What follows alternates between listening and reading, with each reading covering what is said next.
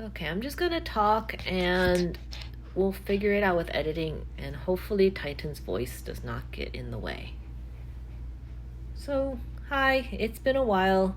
I know I said I was going to do these more frequently, and that was back in December. But, as each month passed on, I just kept being busy and all very good things. So, I thought maybe today I could just, while this video is playing, just sort of kind of go over what's been going on these last few months. So starting with the beginning of the month in January, I actually took the whole month to do this art challenge hosted by Angry Miko, who, if you haven't heard of him, definitely go check out his YouTube account. He's an amazing art teacher. Anyways, he was doing this art challenge called Art Start 24, where each week you had to do about 6 challenges per week, and they steadily progressed in complexity. It was really to sort of stretch your technique and your way of thinking about illustration, and composition and color and saturation, and I absolutely loved doing it. I got about 80% of the way through the whole challenge and actually had to skip out on the last week because my elbow started hurting. I meant to get back to it and finish up the whole challenge because I really liked those exercises, but I ended up turning my attention to other projects throughout the year. Probably the biggest one was this, I started working on a graphic novel memoir to be specific. I got it scripted and all penciled out, about 80 pages. Right now I have a sample chapter and a pitch deck ready to go because I really want to get paired up with an agent. But anyways, I was ready to just start drawing, fully rendering those pages and figuring out what to do next. But in the middle of this, there was a local comic convention that was happening. We have an amazing library system out here, by the way. And at that convention, there was a published comic creator who was giving out free portfolio reviews. It was through talking with her that I learned about the concept of pitching. Like, I didn't know anything about how that world works. That whole conference, they had people from different sections of comic life. There were people doing webtoons, people doing indie comics, people doing graphic memoirs, middle grade fantasy, just from everything. And it was pretty awesome. I'm so glad that I was able to, one, learn about this and actually go to all these different locations and hear them talk. It really helped kickstart, I guess, a whole brain dump of information about the publishing world and the different avenues you could take with comics. So now I'm just sort of like reaching out to various agents, learning about the agent pitching process, and going through that process. I actually want to make more pitches, if that makes sense. It's like a good way to consolidate the ideas in a project that you can just get going if you want to, but if someone wants to license it and work with you, that's a good way to go. Anyway, so yeah, the graphic novel was probably one of the biggest things I was working on this last few months. The other big project that I think took about a month of my time, maybe 2-3 weeks, I pivoted at some point in early parts of the year and joined a game jam on Itch.io, doing 2D sprites and animations for a dev team of 3. The idea of doing art for indie games did have its appeal, so I did that game jam just to get a feel of it, and I liked it. I got to try my hands out at 2D animation using Procreate, which was just a whole bunch of levels of learning curves. And kudos to the engineer for pulling it all together and turning out something in the end. Remote asynchronous hackathon. I mean, it can work, but you need high levels of communication, which honestly we didn't have. I also did an impromptu tabling at my local art and crafts fair. I did a painting of the town park because I liked how the way the sunset filtered through the trees. And that painting ended up winning first place. And I got a signed certificate from the board and like a little gift card.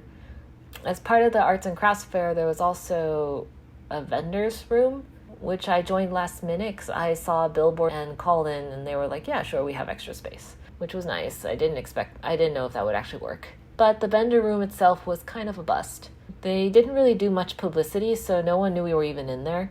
And the other vendors who probably signed up earlier than I did and did more prep were especially pissed. And I don't blame them. I personally was pretty chilled, but that's because I did this last minute and I knew that this event was going to be very small attendance. I went to this art fair last year when it was just just an art gallery show, and the turnout there was pretty small as well.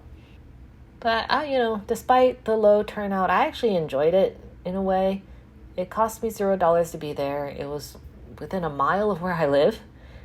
And it let me, I guess, get another take on being an artist vendor. And I think I started wanting to do it in more earnestness. So I've been focusing a lot of attention on comics and graphic novels this year, and it's like, I forgot how much I enjoyed making them. Like, I literally forgot. I dug up and found some old stories and comics I made, and I mean, look at this comic I made in high school.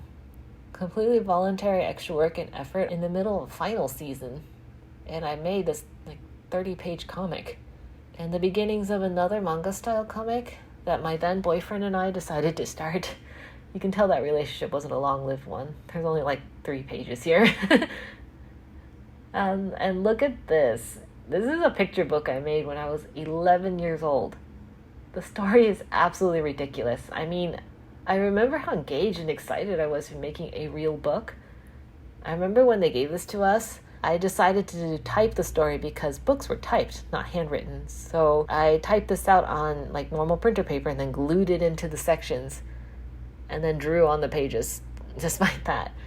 Anyways, it was such a huge treat to discover this. So back in 2015, I was working and releasing an online webcomic called White Angel, which was this young adult teen urban fantasy about fallen angels that I thought was pretty cool and I put a lot of effort to, but it didn't get any views.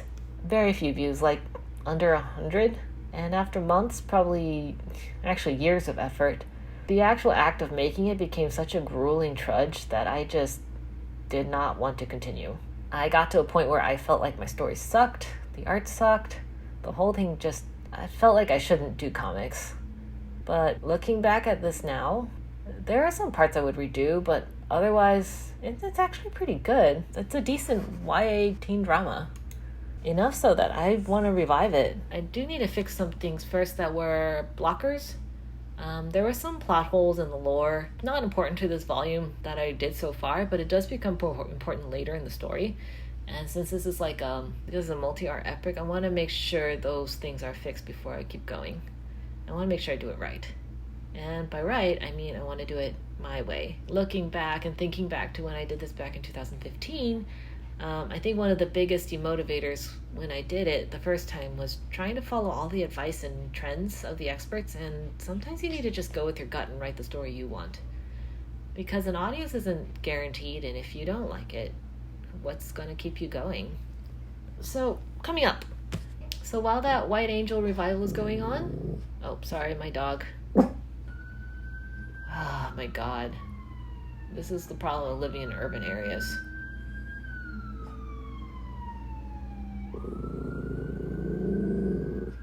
Give it a second.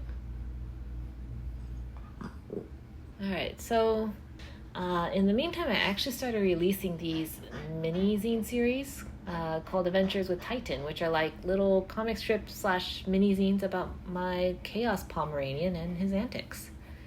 Right now, there's about 3 episodes in at the time of recording this, and they're all available to read on Tapas and Webtoons, though the format is definitely designed for paginated mini zines because that's how I originally started creating it. And I think I'm actually going to keep it that way for now. I just like that tactile feeling of having this little book in your hands over the eternal scrolling of a webtoon format. I think I just have yet to find a webtoon that I'm really into yet. Oh, and September 1st actually, I will be tabling at my first zine festival. It's going to be at the San Francisco Zine Fest. I went last year and absolutely loved seeing all the artists in that room with so much variety of comics. Some of them were distributed by major publisher, others were hand printed. There were tons of mini zines, indie press, etc. It was so much to take in, and I'm glad that I got in. I wasn't sure if I would. I'm really excited for this one. It's been really cool digging in and seeing how much zine culture has grown from when I was in college. White Angel is my big project, but I can totally see myself making one-off zines on fictional or memoir-like topics. Stuff I want to share but don't quite make sense in a full book, And I'm really interested to see what other people are creating too. I'm definitely going to try to make an effort this year to go around and try to pick up a few zines and see what others are making.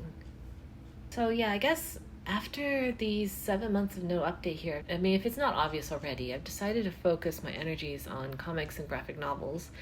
And yeah, it's something I resisted for a long time without fully realizing what I was doing. I think because of my experiences doing White Angel the first time, and because of all the advice and stories that tell me graphic novels don't make money, it's painful, lonely work. And yeah, even today, in spite of the popularity of comics, webcomic zines, graphic novels, that advice has honestly not changed. There are people who make decent money and some that get celebrity status, but I would say for the most part, the hustle does not equate to the gains at all. But I feel like I've been ignoring or pushing back a passion, and I can say that there's a fire I get when I'm drawing a story, and these last few months looking back, it's like, why didn't I go this way before? This is what's making me happy. So I'm just gonna keep pushing forward with this until I can't anymore.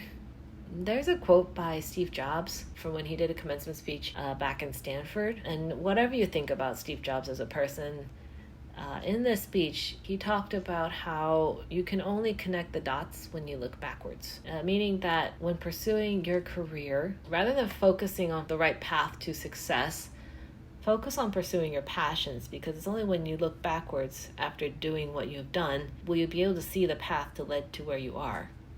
I didn't remember the comics I created up to now, but now that I am here and I'm looking back at the comics I used to make, it's like, of course I should be doing this. The dots connect, only now. So yeah, I think that's where my head's going to be for the next couple of months. In terms of these YouTube videos, I love keeping up with other artists who do YouTube vlogs, but honestly, putting one together is a lot of work. And I'm not sure if I'm just doing it wrong or what, but even though I keep telling myself I'll do one this month or next month, it honestly just doesn't happen because time. I might try continuing forward to do videos like this, voiceover with footage from me drawing something, right, or something like that. Anyways, I don't know if this kind of video is less engaging or what, but this is honestly the most I can handle if I'm going to try to keep putting out new videos while also working on my other projects. So anyways, thanks for listening. Hopefully I will be out with another update next month. If not, stay tuned. Follow me on my other socials. I will try to keep up to date with things. See you next time.